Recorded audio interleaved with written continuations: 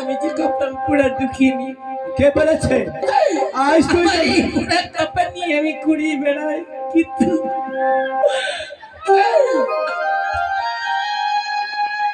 শোন, আজ তুই যখন আমার ভাই জান বলে রেখেছিস, আজ তোকে কথা দিতে হবে, কখনো কোনোদিন বলবে না এই পৃথিবীর বুকে আমার কেউ নেই, আমি তোর ভাই জান আছি। আজ থেকে 12 বছর আগেই আমার তোর মতন একটা আমার ছোট্ট বোন ছিল, তার নাম ছিল সাকিরাল। আমি 2 টাকার অভাবে আমি এক পুষ্ট ওষুধ কিনতে পারি, তাকে নিজে হাতে আমি সমাধান করেছি। তাই তুই যদি যাস আবার বাড়িতে তোকে আমি নিয়ে যেতে চাই। যাবি? আমি যাবো, কেন যাবো না? আমি যাবো ভাইজান, আমি তোমার সাথে যাবো। চলো বেশ, তাই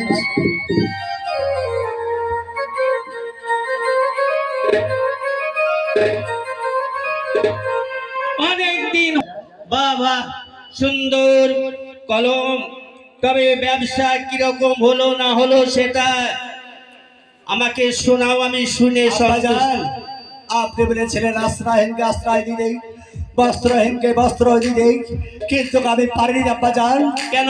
আমি ফিরে এসেছি আব্বাজান। কোন কারণে ফিরে এসেছো সেটা আমাকে